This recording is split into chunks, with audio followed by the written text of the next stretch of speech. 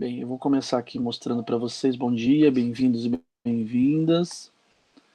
Nós vamos dar sequência ao nosso curso de Sociologia Latino-Americana, aqui da UFG. Estamos no módulo 2. Já falamos sobre Fausto Borda. Semana passada, Juliana Flores Flores. E hoje nós vamos tratar de um texto do Aníbal Quijano, tá certo? E fechamos essa unidade na próxima semana com a Maria Lugones, tá bom? Então, eu vou colocar aqui, espelhar para vocês a apresentação da aula do Aníbal Quijano.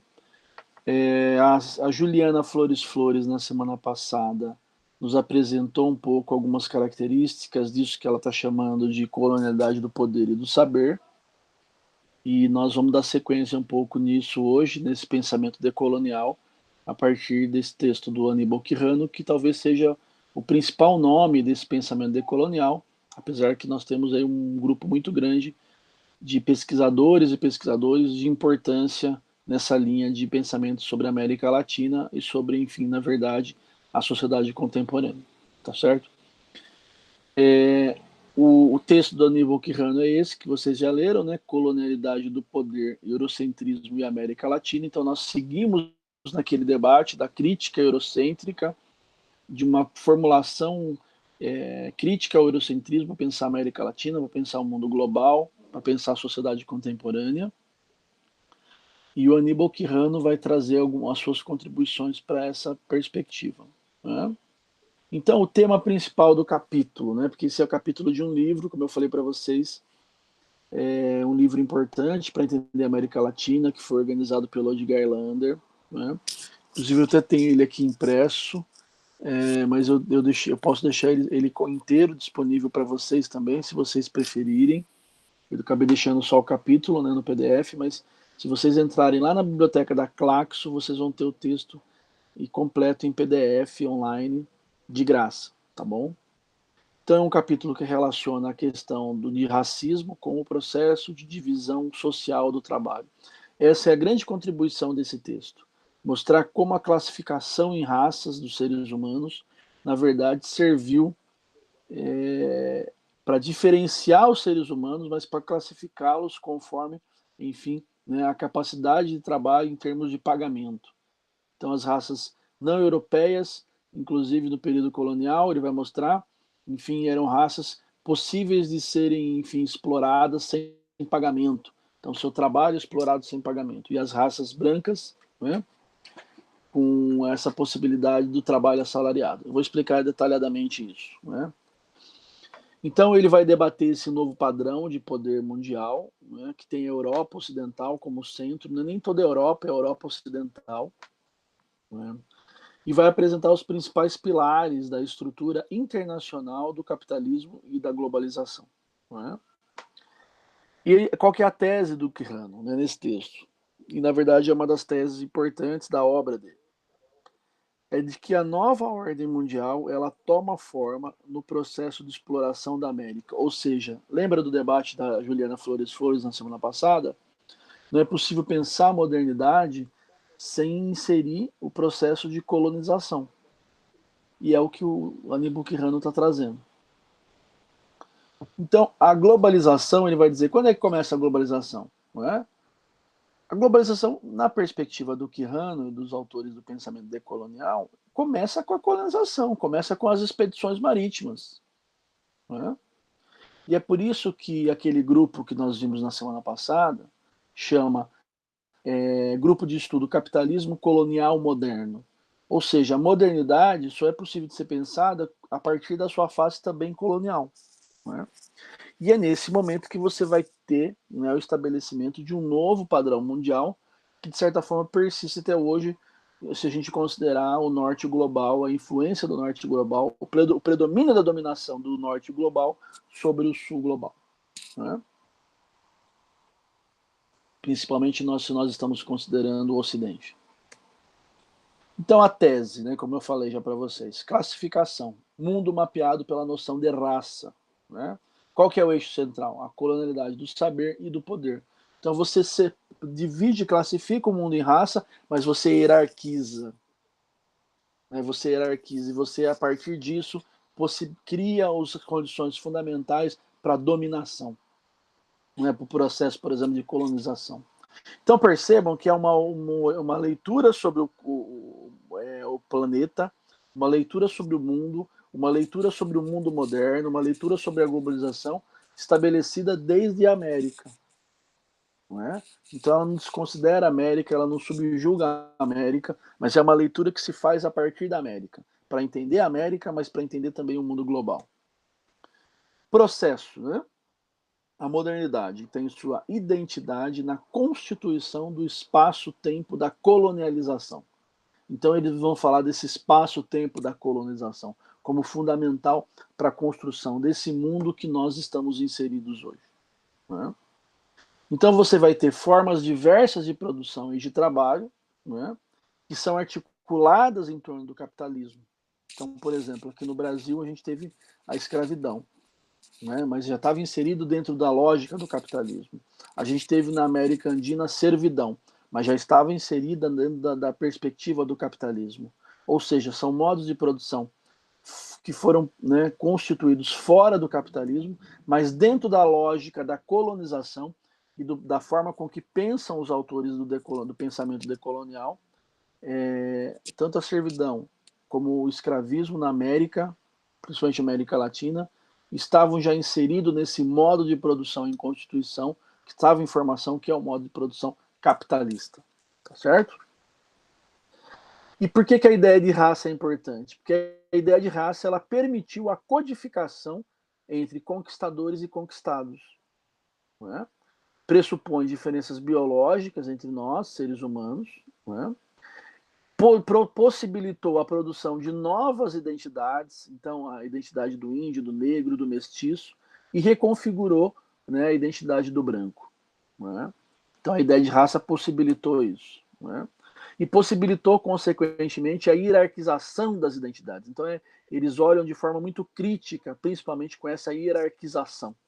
Você pensa a ideia de raça de forma hierarquizada, você classifica os seres humanos hierarquizando os seres humanos. Né? Então lá no comecinho do texto vocês vão ver, né? A frase dele: raça e identidade racial foram estabelecidas como instrumentos de classificação social básica da população mundial. Né? Então a noção de raça, alguém tem uma questão? Eu estou ouvindo o microfone aberto aí. Né? Então, se tiver questão pode fazer, viu gente? Então, a noção de raça, como eu estava trazendo aqui para vocês, né, foi uma maneira estabelecida pelos colonizadores de outorgar legitimidade à dominação. Então, quando você classifica nessa lógica evolucionista, né, civilizado, não civilizado, não é? Você classifica raças, né, você estabelece uma lógica de dominação com relação a dominados. Né? Quais são os argumentos? Né? Então vamos lá. Controle do trabalho. A necessidade de hierarquizar, de controlar o trabalho. Tem uma coisa importante que muitas vezes a gente não considera, pessoal, que diz respeito a essa lógica estrutural do capitalismo, desse sistema societário no qual o mundo está inserido, que diz respeito a esse processo avassalador de consumo desse sistema, não só dos seres humanos, mas da natureza. Essa lógica, ela pressupõe a concentração, a acumulação, tudo isso a gente conhece bem.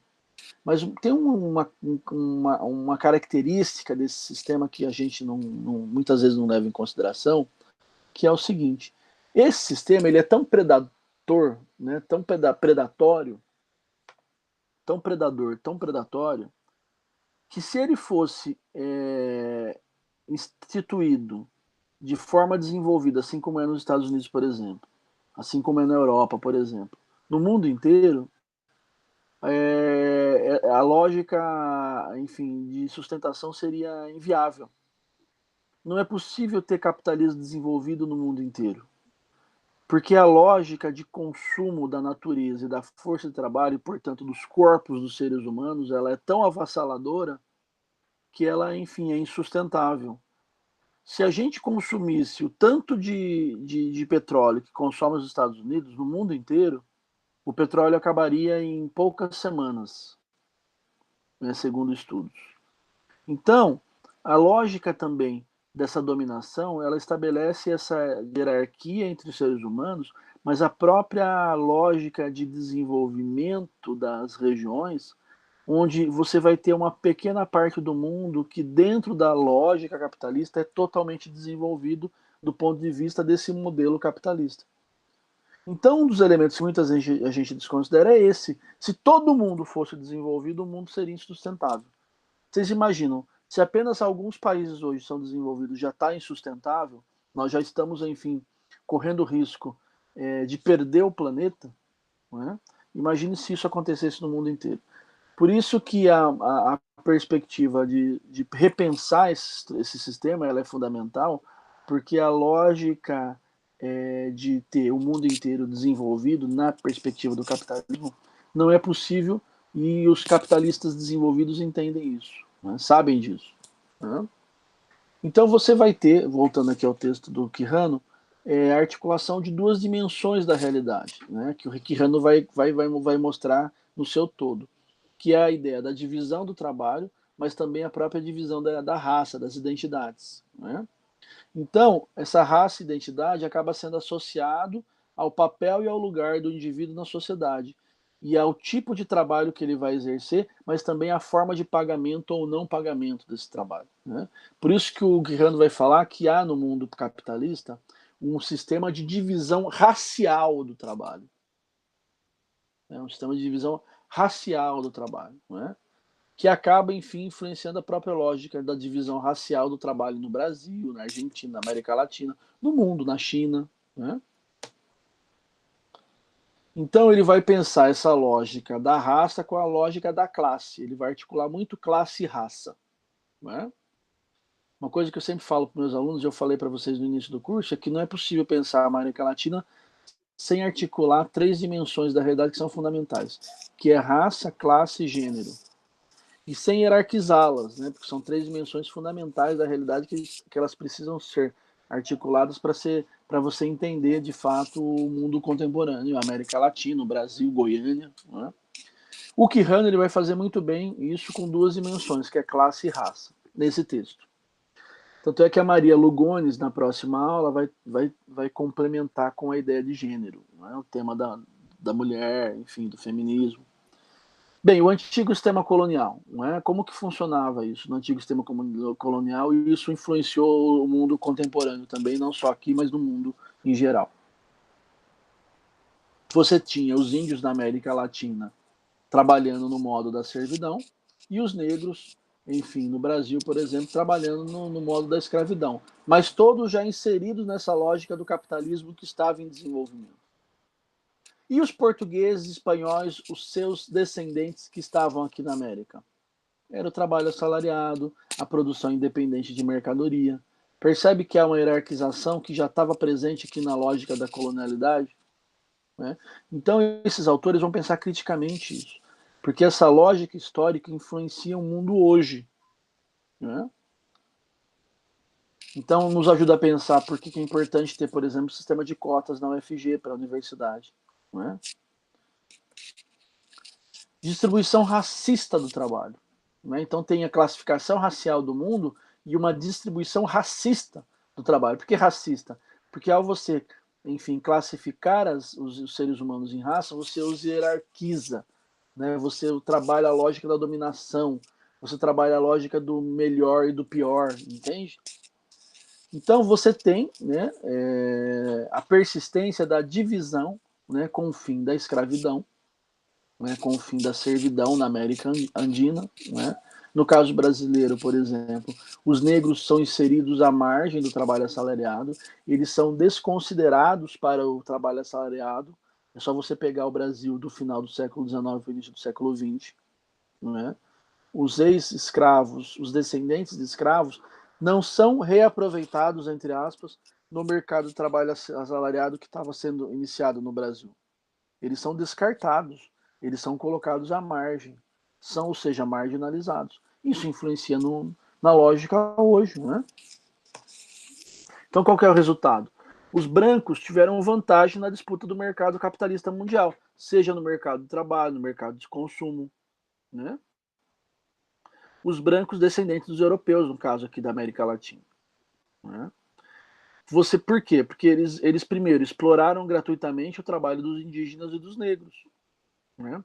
E segundo, exploraram os recursos naturais desses países. Então, olha só a vantagem, né? Na hora que eles classificam por raça, hierarquizam, né? Trabalham a lógica de dominação, né? Exploram o trabalho dos nativos, né? Que foram colonizados, né? Escravizam pessoas de outro continente, ou seja, tudo isso criou uma acumulação. E hoje, por exemplo, quando você pega o capitalismo global, vai lá pegar, por exemplo, os 100 mais ricos lá da Forbes. Né? Eu acho tão absurdo aquilo, mas eles fazem a classificação lá na Forbes. Né? Enfim, a maioria homens brancos. Né? Então, isso tudo é resultado desse processo. Então, a globalização não pode ser pensada sem essa colonização. Né? Então, as regiões não europeias, por exemplo, as Américas, né, o trabalho assalariado estava sempre ligado aos brancos. Né, e o trabalho não pago às raças consideradas como inferiores, as raças não europeias, os nativos, né, os indivíduos escravizados de outros continentes, né, do continente africano predominantemente. Né. Então, isso é um elemento importante para a gente considerar para entender o que é o mundo moderno hoje, entende? Então, o capitalismo mundial só pode ser entendido nessa chave do colonial moderno e eurocentrado, né? Onde eles vão estabelecer um novo padrão de poder mundial, né? Focado na Europa, né? A Europa como dominante, subjugando, né, por exemplo, a América, a África e outras regiões do planeta. Né? 3 operações importantes que foram realizadas para garantir isso para a Europa. Né? Primeiro, a expropriação das populações colonizadas. Então a gente fala hoje, o Brasil foi descoberto, a América foi descoberta, ou a América foi invadida? Né? Então esse é um debate importante. Quando eu era jovem, a gente teve lá o debate dos 500 anos, que foi na virada dos anos 2000, 500 anos da descoberta. Inclusive, talvez vocês não lembrem, né, porque muitos não tinham nem nascido nessa época, mas a Globo fez um relógio, isso há 20 anos, né? Fez um relógio, colocou o relógio nas principais capitais. Né? Eu lembro que lá em Porto Alegre eles tacaram fogo no relógio, teve em várias regiões do Brasil, acho que foi em Brasília, que os indígenas se reorganizaram em torno do relógio e fizeram uma manifestação contra esse debate dos 500 anos. Ou seja, foi um momento importante de crítica enfim, a essa exploração que as Américas sofreram, principalmente a América Latina. Né? Segunda operação, repressão das formas de conhecimento. Gente, isso está muito ligado àquilo que a Juliana Flores falou na aula passada, que nós trouxemos do texto dela, daquilo que nós chamamos de colonialidade do saber. Né? A repressão daquilo que é o conhecimento do nativo. Né? Então, os indígenas, por exemplo, eles foram despojados da sua herança colonial. Eu que, por exemplo, estudo muito o tema da religião. Como houve o despojamento dos negros escravizados no Brasil com relação à sua religiosidade. Né? Então, né, essa operação de dizer o que você sabe não me interessa e você não deve, você está proibido de continuar, né, desenvolvendo essa lógica do saber. Então isso é muito desumano, né? Mas isso aconteceu de forma muito grave, né, muito violenta na América.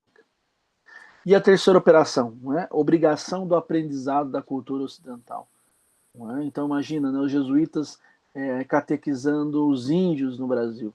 Né? Ou seja, além deles não poderem desenvolver sua forma de conhecimento, de serem proibidos de desenvolverem os seus saberes, eles eram obrigados a aprender os saberes, enfim, dos europeus. Né? Então, e não todos os códigos europeus, mas aquilo que era necessário para que fosse concretizada a dominação. Eu até falei para vocês, no Brasil do século XIX, ainda do final do século XIX, né, 1890, 1870, né, no finalzinho ali do Império, ser intelectual no Brasil era, enfim, era considerado intelectual aquele indivíduo que dominava, enfim, né, de forma copiosa, a ciência, por exemplo, francesa. Né, no caso brasileiro, as ciências sociais francesas, por exemplo. Né? Então era saber reproduzir bem, né, o pensamento do Comte, por exemplo. Né? Tudo isso enfim, tem a ver com essa lógica da colonialidade. E é por isso que eu critico muito hoje no Brasil a própria sociologia brasileira, que muitas vezes, né, os principais autores são aqueles especialistas em alguém, né, muito importante, especialista em Marx, especialista em Foucault, né, especialista sei lá, na escola de Frankfurt, na escola de Chicago.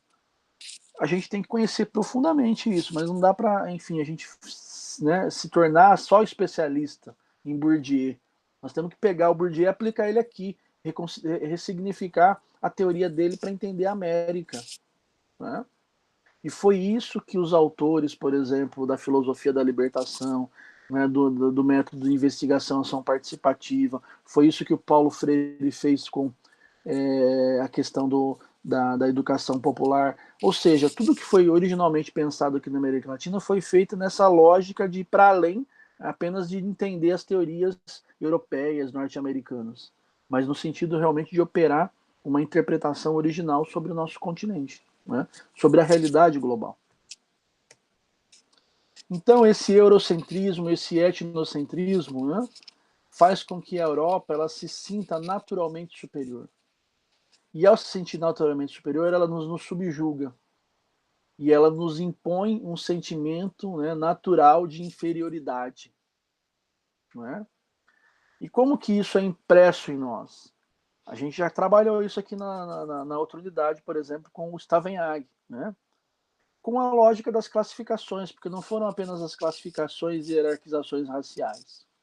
Por exemplo, essa lógica do dualismo, Ocidente, Oriente, civilizado, primitivo, mágico, científico, racional, irracional, moderno, tradicional, que inclusive, como o Stavenhag já nos ensinou, a gente incorpora, inclusive internamente, dizendo que tem região que é atrasada, tem região que é desenvolvida, tem região que é tradicional, tem região que é moderna. Né? Toda essa lógica, né, passa por essa perspectiva do eurocentrismo, do etnocentrismo do europeu. Né? E tem também algumas coisas que o Quijano traz que são importantes para entender essa lógica. E daí eu já estou indo mais ou menos para o final para não exagerar aqui no tempo. Né? Quais são, enfim, esses mitos? Ele vai trazer alguns mitos fundacionais. Né? Primeiro, né, essa lógica impressa pelo europeu de que a história, né, ela é linear, ela é progressiva e ela parte daquilo que a gente poderia chamar de estado de natureza. Né? Então vocês lá da ciência política, né, Hobbes, Locke, Rousseau, trabalham muito bem isso. Né? Parte do estado de natureza para chegar até onde? A um mundo civilizado. E que mundo civilizado é esse? A Europa Ocidental. A Inglaterra, a França, a Alemanha, a Espanha, a Itália. Né? Então, essa lógica, né, evolucionista, eurocentrada, linear, progressista, né, progressiva, né, segundo o Quijano, mitológica. Né? Não é bem assim, não foi bem assim que aconteceu. Né? Mas isso, esse mito, né, desse progresso linear da história que vai desembocar na Europa, né, vai criar essa diferença entre Europa e não Europa, né, e que vai dar a base, na verdade, né, para a dominação. Esse núcleo do eurocentrismo, né, passa então por essa lógica da perspectiva evolucionista e dual. São dois temas que a gente já conversou várias vezes aqui nas aulas. Né? Ou seja, né, a modernidade consiste nos avanços científico, racional, laico, secular, como se fosse algo progressivo. Né? Então, nessa lógica, nessa chave de leitura, a gente olha para o Brasil e vê, por exemplo, um país profundamente religioso, e a gente vai falar, esse é um traço de subdesenvolvimento, esse é um traço de subcivilidade, não é? Então, essa lógica não serve para entender o que somos. Não é? É uma lógica, inclusive, não só imposta, mas, segundo o Quijano, inclusive, mitológica da própria, né, origem europeia moderna, mas que não serve, não é uma chave que nos ajuda a nos entender. Não é? A ideia de progresso, de ordem, de coesão, tudo isso não funciona para a nossa lógica. Não é? Então, a própria patente europeia da modernidade, segundo o Quijano, ela é questionável. E é questionável também essa história linear, que começa lá no estado de natureza e chega na Europa. Por quê? Né? Daí ele vai trazer alguns argumentos aqui. Né? Primeiro, né? A Europa, de fato, essa Europa pintada para nós, racional, civilizatória, né? Totalmente, como diríamos, né, a partir do iluminismo, esclarecida, né? E esses próprios termos são ressignificados hoje aqui no nosso contexto, né?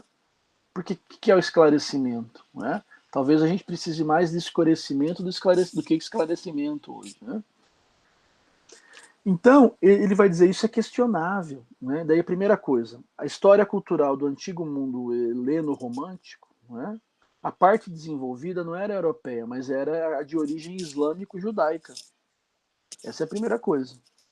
Tem inclusive um filme hollywoodiano que mostra um pouco isso, para quem prestar muita atenção, que chama Cruzada, que é, enfim, um filme com aquele ator famoso, né, o Orlando Bloom, e daí mostra um pouco as disputas entre católicos e muçulmanos na questão da cidade de Jerusalém, né, disputa inclusive de guerra.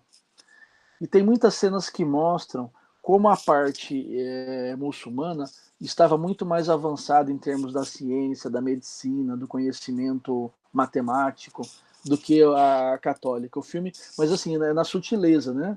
Se você não prestar atenção, você não percebe. Mas várias cenas assim sutis que vão mostrando. Por exemplo, uma cena entre o rei católico, né? E o rei muçulmano, onde o rei muçulmano oferece, por exemplo, os seus médicos para ver se o rei católico, enfim, fosse curado da lepra. Então, os católicos não tinham ainda conhecido nenhum tipo de remédio ou solução paliativa para a lepra naquele momento, mas os muçulmanos já tinham esse conhecimento, não da cura, mas, enfim, né, de amenização da questão da lepra, do avanço da lepra. Então, essa é a primeira coisa. Segunda coisa, né, essa coisa da Europa herdeira da herança cultural greco-romana. Né? Na verdade, essa Europa da colonização, né, das grandes expedições marítimas, era uma Europa rural, feudalista, né, repleta de obscurantismo cultural, dominada pela cristandade. E daí, se vocês forem procurar o que é a cristandade, eu sempre digo, o que é a cristandade? É a face mais nebulosa, mais, enfim, eu não vou usar o termo obscuro, porque ele já é pejorativo no nosso contexto, né?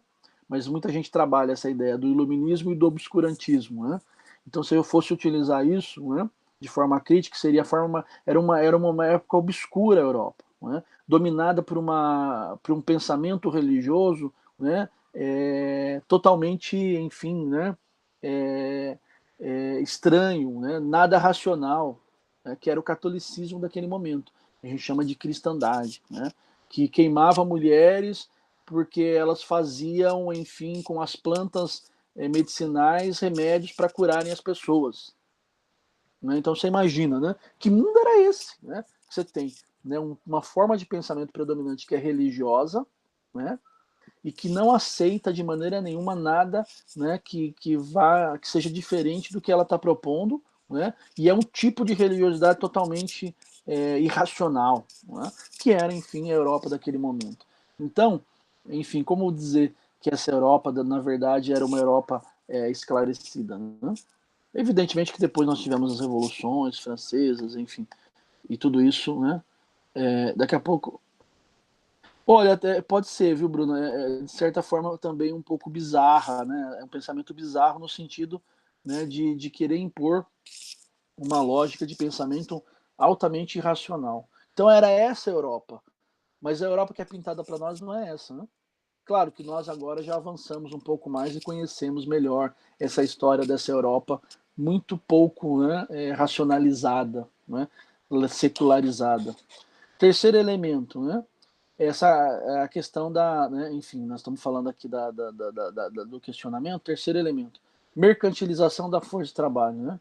Então, essa lógica do trabalho assalariado, do trabalho enquanto mercadoria, não nasce na Europa. Ela é levada para a Europa, né? Mas ela nasce aonde? Né? No Mediterrâneo, né? Nos países de língua árabe. Isso é trazido para a Europa, é levado para a Europa, mas a Europa não é o berço, né, da força de trabalho mercantilizada. Inclusive, isso é uma coisa interessante ser considerado, porque isso quebra, por exemplo, com as explicações do Weber sobre a cultura calvinista na Alemanha como uma, enfim, uma chave importante, né, que impulsionou o capitalismo moderno. Não é?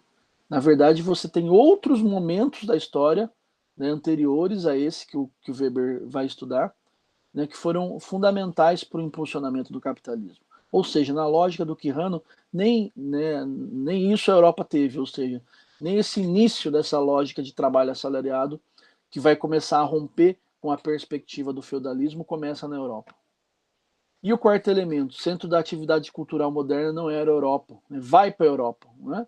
Apenas depois que você tem a derrocada do islamismo. Ou seja, você tem toda uma, enfim, uma narrativa construída de empoderamento da Europa, né, que não condiz de fato com a verdade. E o Quijano vai desmistificando isso, né, no seu texto. Então você tem, na verdade, essa conquista da hegemonia pela Europa. Então isso não é natural, porque a Europa passa a ideia de que naturalmente nós fomos nos desenvolvendo e fomos, enfim, iluminando o mundo. Nós vimos isso, por exemplo, no texto da Flores Flores também. Essa narrativa que esconde a violência da dominação.